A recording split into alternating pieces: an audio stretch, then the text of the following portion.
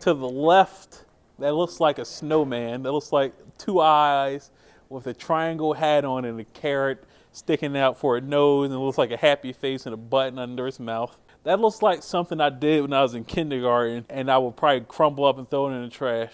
Cy Twombly, who is not one of my favorite people. I think he's a complete disaster. I think it's hype more than art. You have to be the first person to do this crap, right? You have to be the first insane person to scribble on a piece of paper. Someone sees it and says this kid's a genius, but they're not.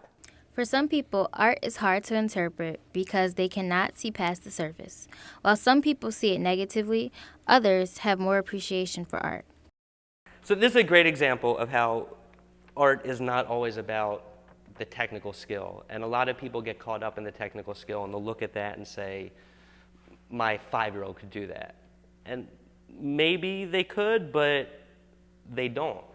And when I see a 5-year-old do that and they can communicate what they want to communicate the same way Cy Twombly could, then I would say it could be as effective. People have been trying to define what is and isn't art for hundreds of years.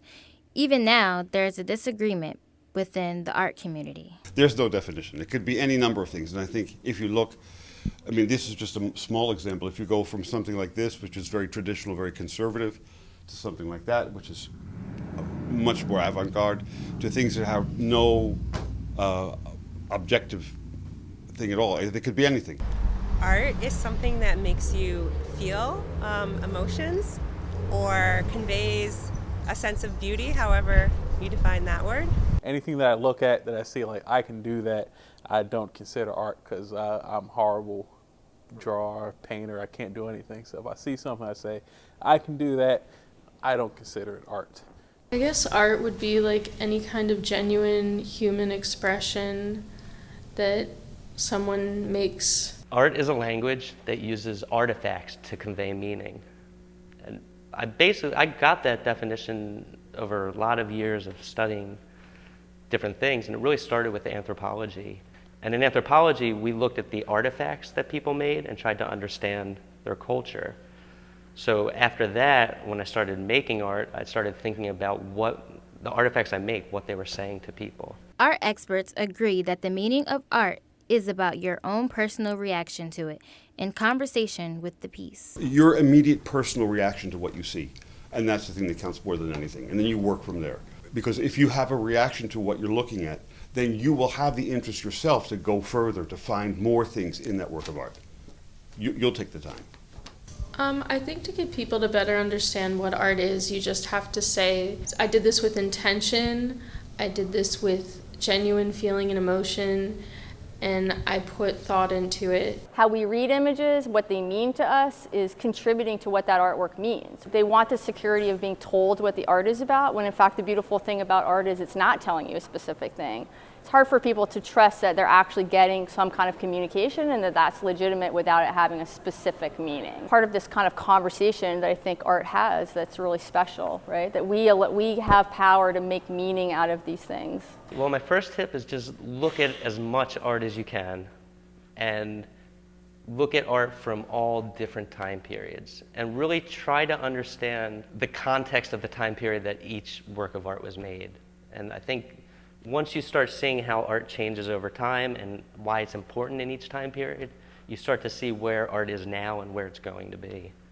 Even though art is a broad term, some are quick to disqualify certain things from being art.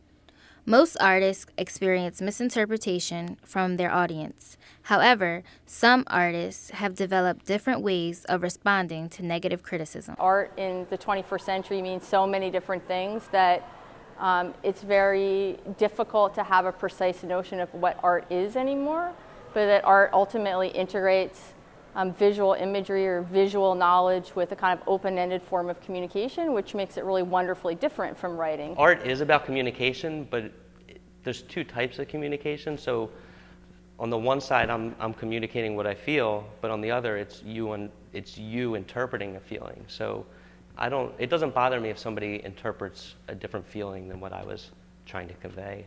Some people think art is overanalyzed and taken out of context, while others disagree. So the real question is, can art be overinterpreted? No. I think that the more they do it, probably the better it is. I think we have to see everything. We have to interpret it to something. We have to, like this painter couldn't had just painted wheat fields. No, it has to be some cry for help, his loneliness, and why can't you just look out the window and say, I'm going to paint some wheat fields? It really depends on the work of art. I think a lot of people, especially with the classics, they do that. They'll try and look for symbolism that maybe isn't there, and they try and. That's why I said it's so important to look at it from the context of the time period it was made.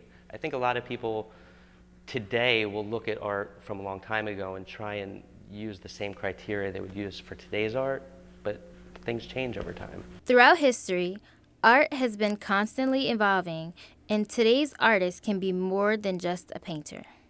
Whereas when you make an image, any kind of image, even if it's a work of video or other types of cultural forms like music or dance, these are expressions that are open to interpretation, and that makes them powerful. Anything that has to be designed is art, because someone had to think about how it works. Anything that has design that goes into it, sneakers, clothes, cell phones, everything is technically art.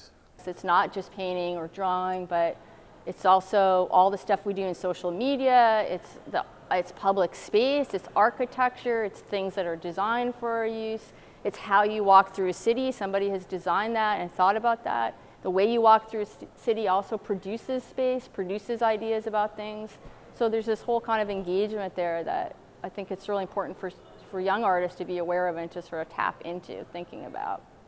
Whether you see a wheat field or a cry of loneliness, the true meaning of the piece is up to you.